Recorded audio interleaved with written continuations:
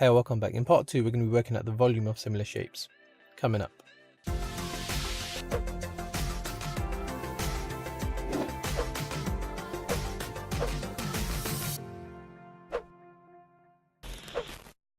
Now, if the sides of a rectangular prism are multiplied by k, a similar prism is obtained.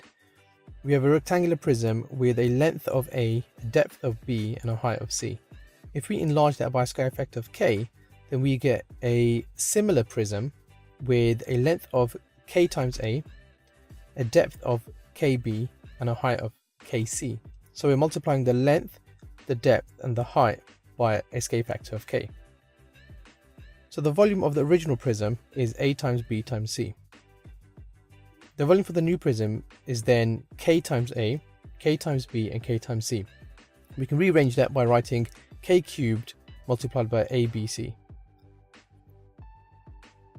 which is actually k cubed times the old volume, which is abc here. So a rule of thumb, if a three-dimensional object is enlarged by a scale factor of k, then the volume of the image is equal to k cubed times the volume of the object. Let's look at an example. Two soup cans are similar and have a height of 8 cm and 16 cm respectively. Cylinder A has a volume of 225 cm cubed. So let's draw out two diagrams. A has a height of 8 cm and cylinder B has a height of 16 cm. Find A, the ratio of the radii, and B, the volume of B. Pause the video here and attempt the question by yourself. So this is my working out. When A is enlarged to give B, we firstly need to find the scale factor k. So if you use the height of cylinder B and we divide it by the height of cylinder A, we'll get a scale factor. Remember, these are corresponding lengths and the two objects are similar. So therefore we get k equals 16 divided by 8, which is 2. The ratio of radii is therefore 1 to 2. So for part B, volume of B is equal to k cubed times the volume of A, which equals 2 cubed times 225 centimeters cubed, which gives us a total of 1800 centimeters cubed. So have a look at your working out, see if you got something similar. If you haven't, make sure you correct your mistakes and you copy down the working out. Let's look at another example. Two regular prisms have volume of 48 meters cubed and 6 meters cubed respectively.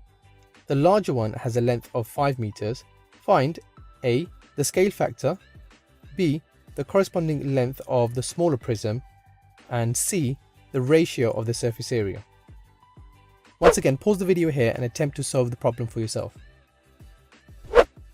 So for part A, volume of the large prism is equal to k cubed times the volume of the smaller one. Therefore, 48 equals k cubed times by 6, since we know that the volume of the large one is 48 and the volume of the smaller one is 6 meters cubed. We can rearrange this by saying k cubed is equal to 48 over 6, which equals 8.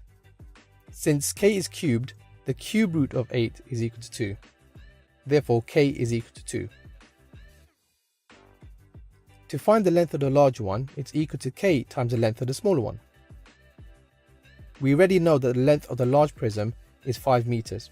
5 over 2 equals x. So therefore, the smaller prism has a length of 2.5 meters.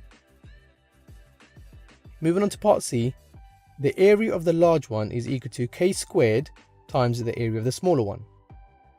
Therefore, the area of the larger one over the area of the smaller one is equal to k squared.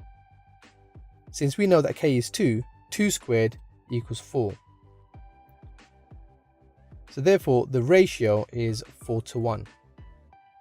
So make sure you pause the video here and you compare my notes with yours and you make sense of this. If you found this tricky, make sure you go back and you watch the video again.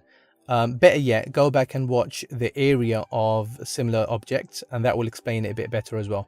If you have any questions, leave them in the comment section below. As always, thanks for watching and I'll see you in the next one.